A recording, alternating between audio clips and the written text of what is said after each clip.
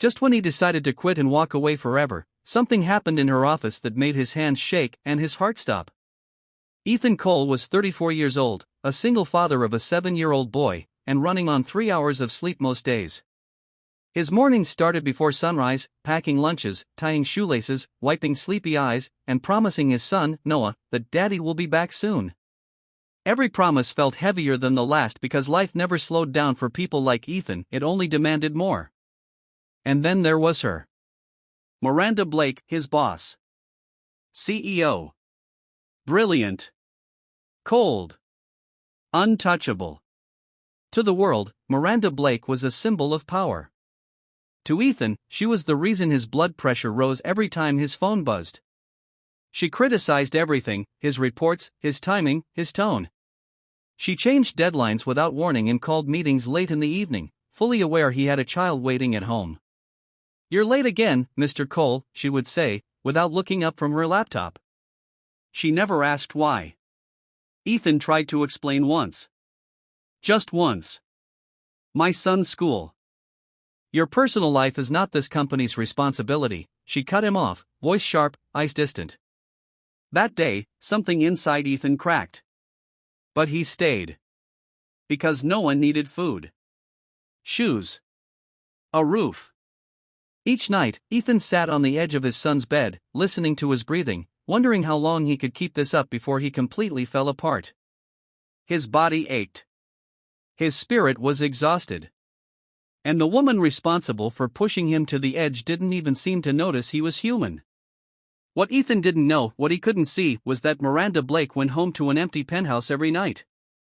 No laughter. No lights left on. No one asking if she was okay. Her success had cost her everything else, and she wore her loneliness like armor. One evening, after yet another brutal day, Ethan stood outside her office holding a resignation letter. His hands trembled. He was done. He couldn't sacrifice his soul for a paycheck anymore. He opened the door. And what he saw inside stopped him cold. Miranda Blake, powerful, feared, untouchable, was sitting on the floor, her head in her hands, silently crying. When she leaned in and kissed him, it wasn't passion that shocked him, it was the truth she whispered afterward. Miranda looked up when she realized Ethan was standing there. Her eyes widened, not with anger, but panic. For the first time, her mask was gone. "I didn't mean for anyone to see this," she whispered. Ethan should have walked away. He should have handed her the resignation letter and left forever. But instead, he stepped inside and quietly closed the door. "You don't have to explain," he said. "Everyone breaks sometimes." Those words hit her harder than any accusation ever could. That night changed everything.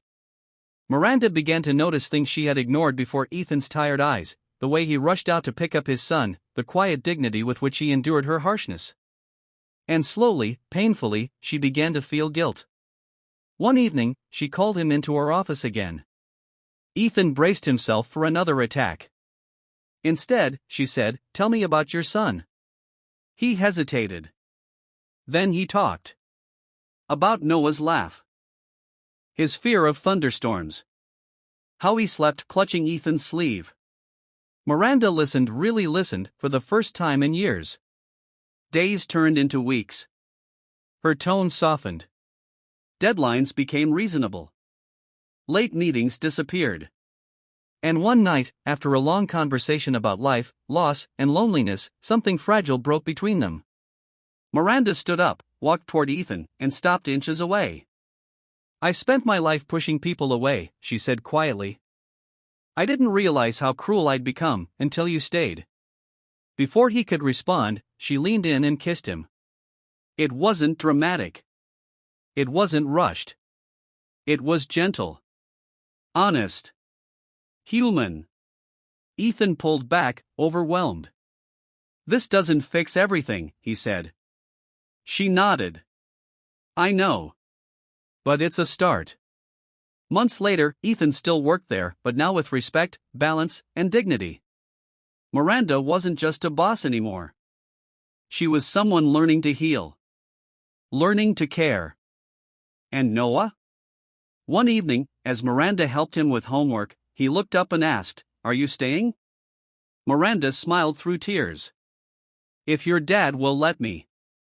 Ethan watched them from the doorway, realizing something powerful. Sometimes the people who hurt us the most are carrying wounds we never see. And sometimes, one moment of compassion, a single kiss of truth, can change everything.